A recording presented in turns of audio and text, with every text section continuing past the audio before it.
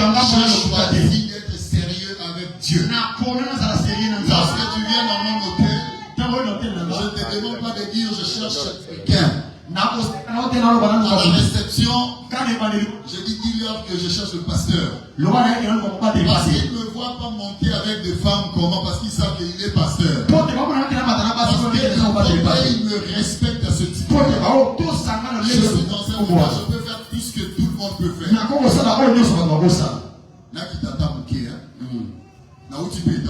Ok. Chérie, n'est-ce pas? Et qu'est-ce que ça va donner à Dieu? Et qu'est-ce que ça va me donner? Libabé. Ministère Tala. Et ça, ce sont les pièges du diable. Sois sérieux avec Dieu. Si tu es sérieux avec Dieu, Dieu va te surprendre agréablement.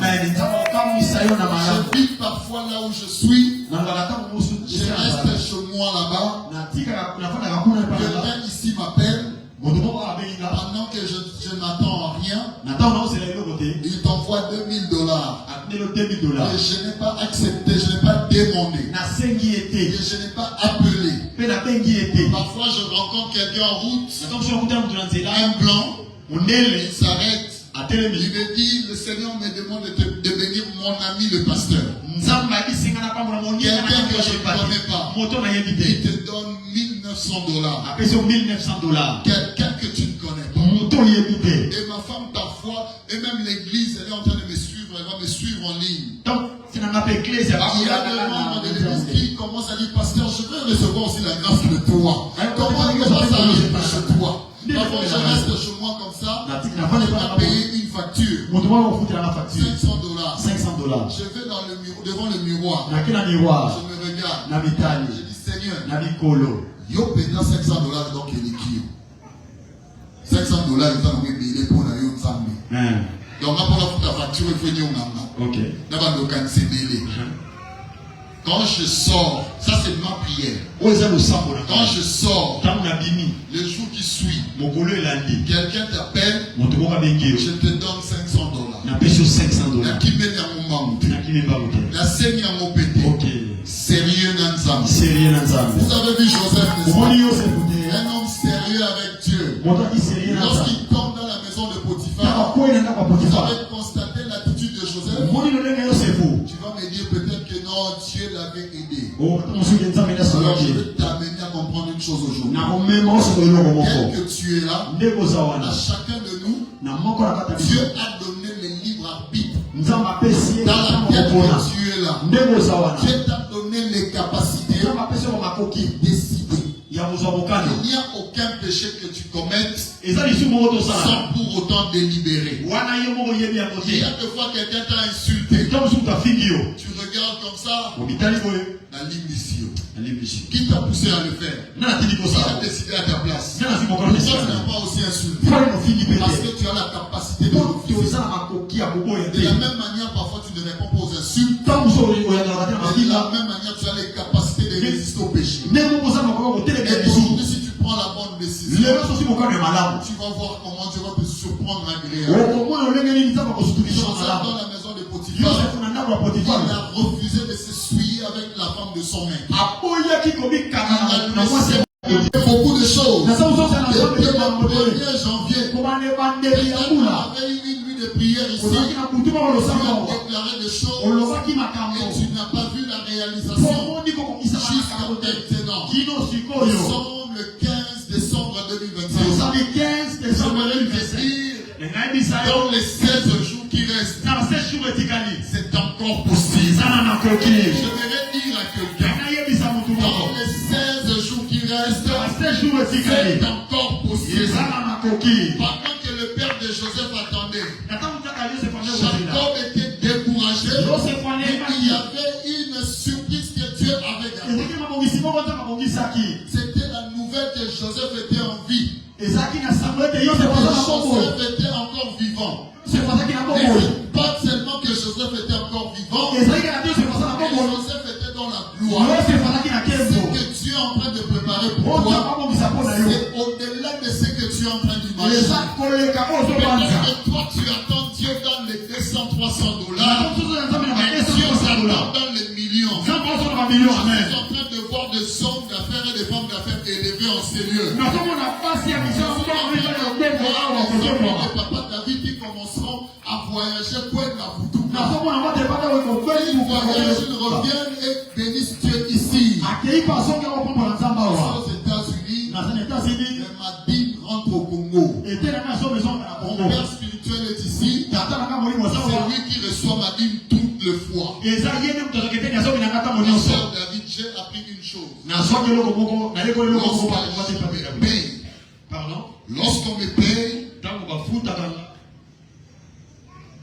Lorsqu'on me paye,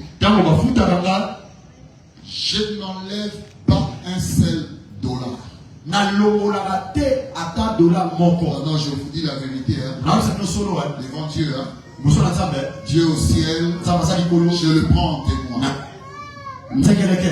Je n'enlève rien. Dès qu'on me paye, la première des choses, la première opération, j'enlève ma dîme. Puisque nous avons un même compte bancaire avec ma femme, je transfère l'argent dans son compte. Et quand je transfère cet argent, je mentionne dîme. Parce qu'elle le sait, quand on me paye sur son téléphone, elle peut constater qu'on m'a payé. Et quand elle voit la dîme, elle constate que ça c'est la dîme. Je reste comme ça un jour. C'est un témoignage que j'ai beaucoup partagé. Je travaille, je prends ma pause à 3h du matin. Et quand je prends ma pause, je regarde mon téléphone. Je vois le message de ma grande sœur. Elle me dit sur WhatsApp, papa n'a pas bien dormi, nous sommes aux urgences aux cliniques universitaires. Voilà ce qu'on a demandé, son cœur ne va pas bien. On m'a demandé, on a demandé ceci, cela. Tu en as besoin de cet argent, si tu peux envoyer quelque chose. Alors ce jour-là, c'était aussi le jour où je vais payer mon loyer. Alors comme c'est un salaire, je dois aussi enlever ma dîme. Alors je suis resté pendant quelques minutes.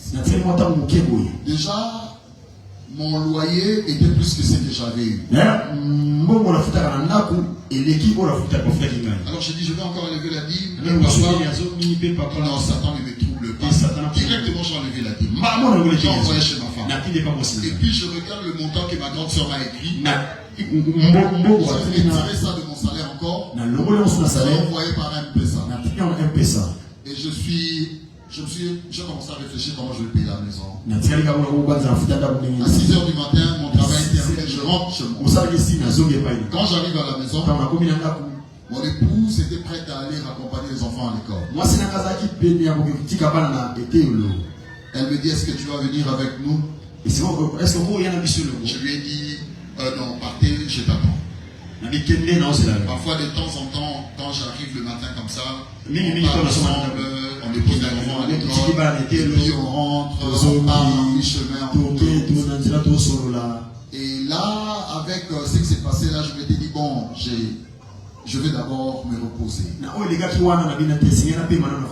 elle est revenue, elle me demande, tu prends quoi? Je dis, donne-moi une tasse de café. Elle est allée apprêter le café pour moi. Moi j'étais là en train de zapper sur ma télécommande. Mais dans la tête mentale, les obétas. Et pendant que j'étais là, mais je savais que Dieu était un Dieu de surprise. Malgré que je ne savais pas par où ça va venir, je ne savais pas comment ça doit arriver, mais je sais faire confiance en Dieu plus que tout. J'ai appris à faire confiance en Dieu plus que tout. J'ai parlé de la foi tout le mois de septembre et octobre. L'Esprit m'a aidé à comprendre la foi de cette manière. Premièrement, la foi, c'est l'absence du doute. Ok. Premièrement, la foi, c'est l'absence du doute. Deuxièmement, la foi, c'est aussi l'acceptation des solutions, des solutions invisibles à venir. L'acceptation des solutions à venir invisibles disponibles. Ça, c'est ma manière de définir la foi aujourd'hui. L'acceptation des solutions invisibles à venir disponibles. Ça veut dire quoi? Lorsque moi je crois quelque chose, j'ai une situation, moi j'accepte déjà qu'il y a une solution invisible. Cette solution, elle est disponible. Bien qu'elle est encore à venir. Mais moi j'ai déjà accepté. Je ne sais pas comment ça doit venir, mais je l'ai accepté. Cette solution-là, que Dieu va pouvoir. Alléluia. Amen. Et ce jour-là, quand je reste sur mon canapé, en train de zapper, qu'est-ce qui s'est passé? Un téléphone sonne. Mon téléphone sonne. Un frère ici de Kinshasa. Pasteur, bonjour. Vous allez? Je dis ça va. Généralement, quand quelqu'un me demande comment ça va, je dis l'Éternel assure. Même dans le message, quand tu me dis précieux, comment ça va, je dis même avant de répondre comme ça, l'Éternel assure. Parce que je sais que lui l'assure. Je ne te dirai pas ça va, je dis l'Éternel assure. Et quand j'ai répondu comme ça, ça n'allait pas. Parce que je devais payer la maison. Et il n'y avait pas d'argent. Mais j'ai dit l'Éternel. Est-ce que tu peux dire avec moi l'Éternel assure? L'Éternel assure. Comme il assure pour moi, il assurera aussi pour toi. S'il m'a donné, il me donnera aussi. Les paniers circulent encore. Amen. Les gens sont allés en Europe, aux États-Unis, n'ont pas terminé ou fermé la porte des États-Unis. Peut-être que maintenant tu ne vois même pas comment ça va commencer. Laisse-moi te dire la vérité. Tu vas partir aux États-Unis. S'il y a des gens comme nous sont partis là-bas, toi aussi tu vas partir. Parce que déjà je ne te dépasse en rien. Nous sommes un Nengemoko. C'est seulement le temps du panier. Si c'est arrivé devant moi, ça arrivera aussi devant toi. Et j'étais là en train de pianoter sur ma télécommande. Le frère me demande comment ça va. Il dit, pasteur, j'ai pensé à toi. Je dis, ah ok, c'est bon. Alors il dit, regarde là-bas, je t'envoie un autre message. Un bordereau de Western Union. Quand je jette un œil là-bas, $2,000. $2,000. Pendant que moi j'étais là en train d'attendre Egoya Wapi et quelqu'un m'envoie $2,000 que je n'ai pas demandé. Et je dis encore que je n'ai pas demandé. Moi j'étais avec mon ami télécommande comme ça. Pendant que mental les obéit. Le mental dans les embêtés. Lui il avait déjà une solution à venir pour moi. Amen. Parce que moi j'avais déjà accepté que ces solutions sont disponibles. J'avais déjà accepté qu'il y a des solutions invisibles. Il y a des solutions que moi je ne maîtrise pas. Des solutions que moi je ne vois pas. Lorsque Dieu commence à fonctionner, on n'a pas besoin de connaître comment il fait. On n'a pas besoin de savoir par où il passe. Nous avons besoin que des résultats. Voilà pourquoi je dis à tout le monde, l'objectif de la prière, c'est l'exaucement. L'objectif de la prière, c'est l'exaucement. Si ta prière n'a pas d'exaucement, tu dois chercher Dieu encore très fort et encore plus fort. Parce qu'il dit ceci, vous me chercherez vous me trouverez. Lorsque tu commences, il dit, vous m'invoquerez, et je vous répondrai. Et ce que j'aime de plus, il dit, vous me prierez et vous partirez. L'Éternel votre Dieu, je vous exaucerai. Vous me chercherez, vous me trouverez. Si vous me cherchez, tout votre cœur. Tout dépend de la disposition de ton cœur. Toi, tu cherches Dieu. Est-ce que tu viens accompagner quelqu'un ou bien tu viens chercher Dieu? Alléluia. Ce soir, je voudrais te dire, les solutions invisibles sont disponibles. Par rapport à ton problème, il y a des solutions invisibles. Si il n'y a personne qui est allé aux États-Unis dans ta famille, toi tu seras le premier. Alléluia. Pasteur David connaît très bien ce que je dis. J'ai été le premier dans ma famille à ouvrir la porte de l'étranger.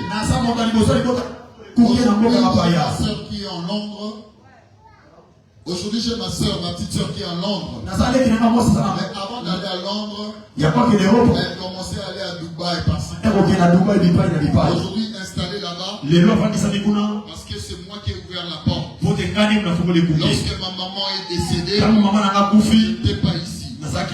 J'ai vu que mon père va souffrir de la tension. Mon père et mon frère, je les ai envoyés en Afrique du Sud pour aller en vacances. Afin de se défouler. Mon père a vu l'Afrique du Sud parce que c'était moi. Parce que j'étais le premier à ouvrir la porte de l'étranger. Ma petite sœur est en Londres parce que j'ai ouvert la porte de l'étranger. Ma sœur qui a voyagé en Afrique ici. Parce que j'étais en Afrique avant elle. Alléluia. Ça veut dire toi aussi tu peux être le pionnier dans ta vie. Personne n'a voyagé. Ce soir je suis en train de dire à toi, c'est encore possible. Alléluia. Dis avec moi, c'est encore possible. C'est encore possible. Dans cette histoire, nous voyons que le père, mon papa, qui avait perdu son fils sans espoir, mais l'Éternel nous montre une chose. Le dernier mot, c'est Dieu. Les hommes de la terre peuvent mettre la virgule. Tes oncles, tes tantes, son environnement, ton quartier peut mettre la virgule. Ils ne mettront pas le point final. C'est la seule personne qui met le point. Lorsqu'il met le point, il a clôturé. S'il a mis le point, il n'y a plus rien. Lorsqu'il y a encore la virgule, ça veut dire que la route est encore possible. La route n'est pas encore terminée. Car il y a encore une histoire à faire avec toi. Le Seigneur va continuer avec toi. Nous sommes à la fin de l'année. Peut-être que tu n'as pas encore eu ce que tu voulais avoir. Mais sois sûr que rien n'est encore perdu. Rien n'est encore terminé. Pendant que Israël avait encore le souci en lui, mais l'Éternel a réservé une bonne surprise. A annoncé à ses frères, allait dire à son père, il était devenu en Égypte, mais ça ne s'est pas arrêté là. Il a demandé à ses frères, il les a instruits même, et ramener son père vers lui. Parce que son père devait maintenant voir une nouvelle vie. La vie de l'amertume, la vie de soucis, la vie de pleurs, est née une fin. C'était une nouvelle vie qui devait commencer. La joie de son fils retrouvé, le bonheur de vivre dans l'abondance. Je vais annoncer à quelqu'un ce soir, tu vas retrouver la joie de vivre. Ce que tu avais perdu, tu vas recevoir voir au-delà. Parce que Dieu a réservé quelque chose pour toi. Si tu crois cela, dis-moi très bien Amen. Amen. Cela, mets-toi debout et dis Amen. Amen. Est-ce que quelqu'un est ici pour acclamer Jésus? Est-ce qu'il y a la maman là qui tape les boulots est venue aujourd'hui?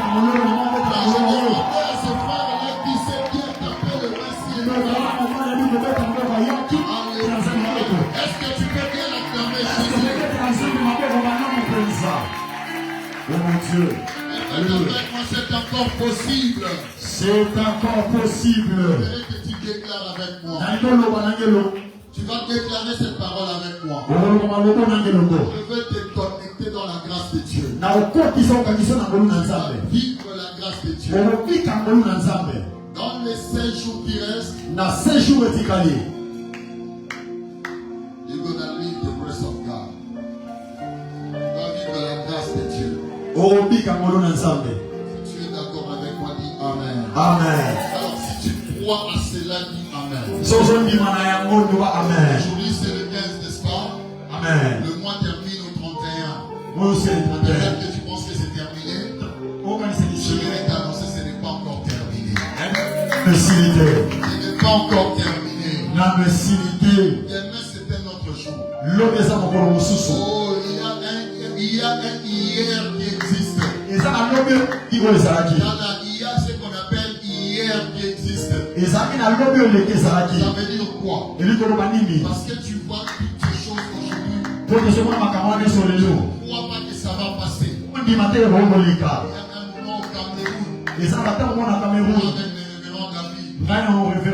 On mange un truc qu'on appelle tapioca. Le tapioca, c'est un truc bizarre. Généralement, ce sont les pauvres qui le mangent. Je ne sais pas si c'est le maïs ou c'est quoi. C'est un truc, tu mets seulement de l'eau froide. Avec un peu de sucre. Pour caler le ventre. Pour caler le ventre. Mais par la grâce de Dieu, tapioca pour moi, c'est devenu le passé. Je parle du tapioca dans le passé. Aujourd'hui, je parle autre chose. Je peux marcher toute la journée. Je ne suis pas en jeûne. Mais je ne mange pas. J'ai un de mes amis qui roule avec moi. Il dit à quelqu'un, ne marche pas avec moi. Tu ne vas pas manger. Moi, je dis, mais si tu veux manger, mange. Moi, je ne pense pas à ça. Pas pour être orgueilleux. Mais la nourriture est devenue quelque chose de dépassé pour moi. Quand j'ai vraiment faim, on rencontre avec mon frère et des amis. On est parti pêcher quelque part. Je dis, pasteur, yo, qui porte à Kété. Mais ça me sauve mon Macolia. Je dis, frère, Oliani, maman n'a pas tout mamikate, elle a appelé ça Oliani. Je lui ai donné l'argent. Il est allé manger la chikwam et les dindons.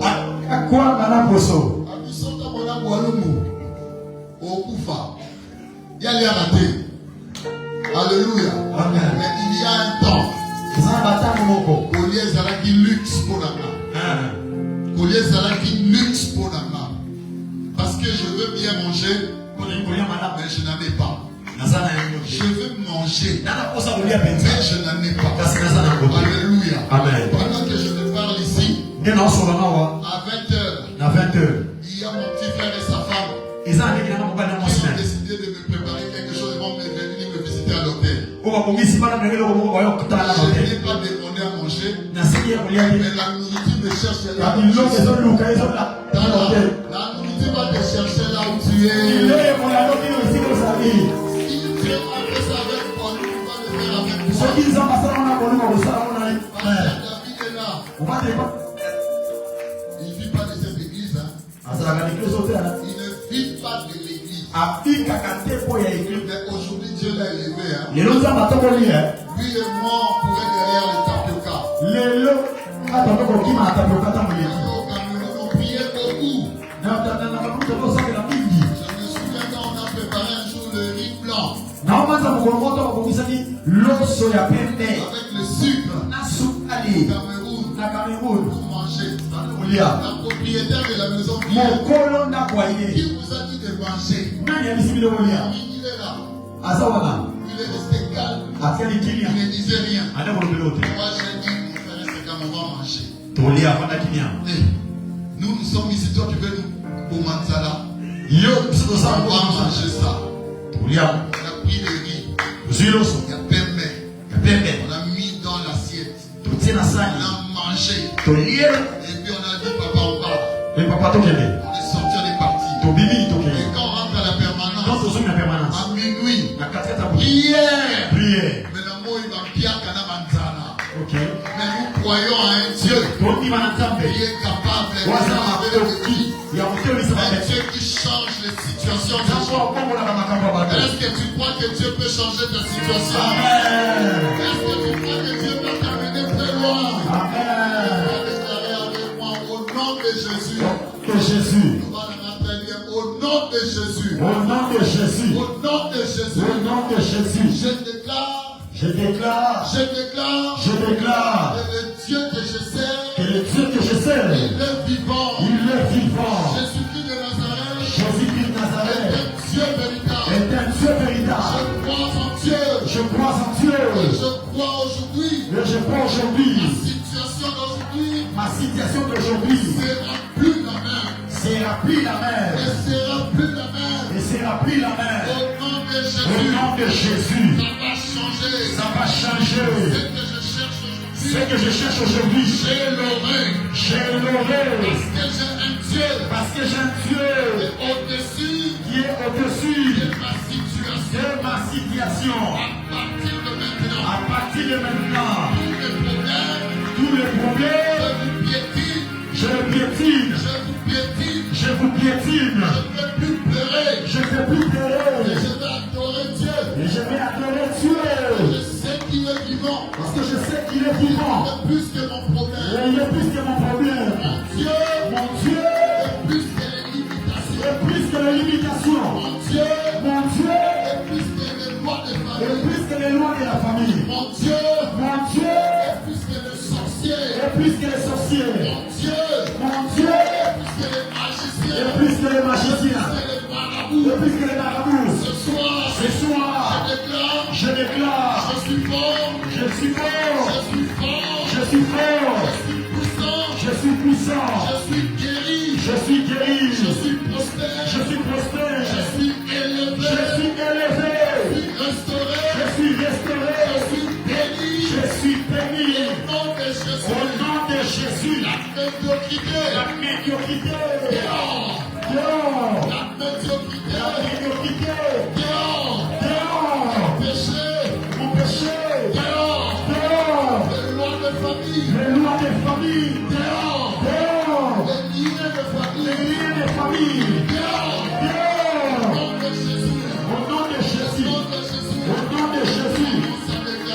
au nom de Jésus, je déclare les limitations de la famille, le blocage, qui au nom de Jésus, dehors de ma vie, sort.